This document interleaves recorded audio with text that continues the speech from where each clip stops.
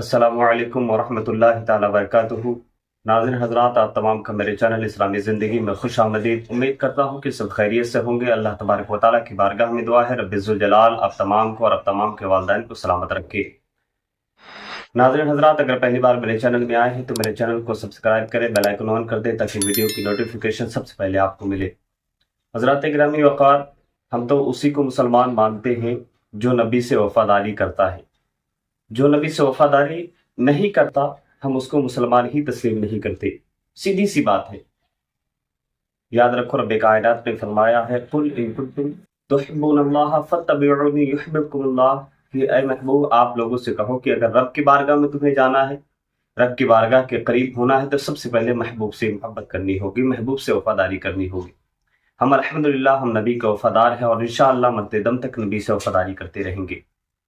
ایک چیز اور، ہمارے علماء دیوبندی کی عوام کو، اہل حدیث کے عوام کو ٹارگٹ کر کے لوگوں پر کفر کا یا شرک کا فتویٰ نہیں لگاتی، بلکہ علماء کو دیکھ کر۔ لیکن ان کا کیا حال ہے؟ دیوبندی ہو چاہے اہل حدیث ہو، کوئی بھی فرقہ ہو، یہ سنی صحیح عقیدہ بریلوی مسلمانوں کو، ان کے عوام کو دیکھ کر ان پر فتویٰ لگاتی ہے، لوگ بہکانے کی کوشش کرتے ہیں۔ ایک اہل حدیث کا ایک مولانا ہے، وہ کہتا ہے کہ کہاں سے ثابت ہے کہ بزرگان دین کی قبروں پر جانا چاہیے، ان کی بارگاہ میں جا کر دعا کرنی چاہیے؟ کیا امام شافعی نے یہ کیا ہے؟ امام اعظم نے کیا ہے؟ آئیے ایک مرتبہ وہ کلپ دیکھتے ہیں، پھر اس کے بعد ہماری اور آپ کی گفتگو ہوتی ہے۔ دیکھیے گا الٹا یا کلپ۔ کیا یہ عقائد امام ابو حنیفہ رحمۃ اللہ علیہ کے تھے؟ امام شافعی کے تھے؟ ارے امام ابو حنیفہ رحمۃ اللہ علیہ کا عقیدہ تو یہ ہے کہ شاہ ولی اللہ محدث دہلوی اپنی کتاب کے اندر لکھتے ہیں کہ ایک دفعہ امام ابو حنیفہ گزر رہے تھے، ایک شخص قبر کے اوپر چلا رہا تھا، پیشانیاں رگڑ رہا تھا۔ کہا کیا کر رہا ہے؟ کہا صاحب قبر سے استمداد کر رہا ہوں۔ کہا کتنے دن سے؟ کہا بہت دنوں سے آ رہا ہوں، اس سے کچھ مانگ رہا ہوں۔ امام ابو حنیفہ نے کہا اللہ کی قسم، پیشانیاں رگڑ رگڑ کر تیری ہڈیاں گھس جائیں گی، یہ تیری آواز بھی نہیں سن سکتا۔ جواب دینا تو بڑی دور کی بات ہے۔ امام ابو حنیفہ رحمۃ اللہ علیہ کا عقیدہ ہے کہ مردے نہیں سنتے ہیں، جو یہ عقیدہ رکھے وہ کافر ہے۔ میں نہیں کہتا، میں نے کہا میں نے کبھی اپنے ڈنڈے سے نہیں مارا، میرا ڈنڈا قرآن ہے اور حدیث ہے۔ نہیں سمجھ میں بات آئی؟ تکلیف نہیں ہونی چاہیے، حقائق ہیں یہ۔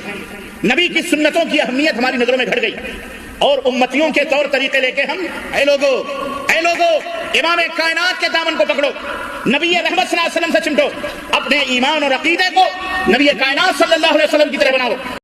دیکھا آپ نے، یہ کہہ رہا ہے کہ تم ثابت کرو امام اعظم امام شافعی نے کچھ اگر قبر پر جا کر کچھ طلب کیا ہو یا ان کے قبر پر جانا ان سے ثابت ہو تو تم ثابت کرو۔ اب آئیے اس ابلیس کی اولاد کے سوال کا جواب دیتے ہیں۔ اس نے کیا کہا؟ امام شافعی نے ایسا عمل کیا ہے کہ وہ قبر پر کبھی گئے ہوں، تو بے شک انہوں نے کیا ہے۔ دیکھیں، حضرت علامہ ابن عابدین شامی رحمۃ اللہ علیہ تحریر فرماتے ہیں، در مختار صفحہ نمبر 38 جلد نمبر 1 میں تحریر فرماتے ہیں کہ حضرت امام شافعی رحمۃ اللہ علیہ فرماتے ہیں کہ میں امام اعظم رضی اللہ تعالیٰ عنہ کی قبر پر جاتا ہوں، ان سے فیض حاصل کرتا ہوں، اور جب کوئی مجھے حاجت درپیش ہوتی ہے تو میں 2 رکعت نماز پڑھ کے ان کے قبر انور کے پاس جاتا ہوں، پھر دعا کرتا ہوں تو رب کائنات مجھے عطا فرماتا ہے۔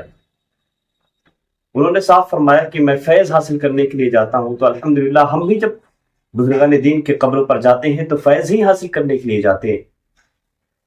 اور یہاں تک کہ حضرت عبدالحق محدث دہلوی بخاری رحمۃ اللہ علیہ فرماتے ہیں کہ صرف اتنا ہی نہیں، امام شافعی فرماتے ہیں کہ حضرت امام موسیٰ کاظم جو کہ حضرت امام جعفر صادق رضی اللہ تعالیٰ عنہ کے صاحبزادے ہیں، فرماتے ہیں کہ حضرت امام موسیٰ کاظم رضی اللہ تعالیٰ عنہ کی قبر دعا کی مقبولیت کی سب سے اچھی اور سب سے پیاری جگہ ہے۔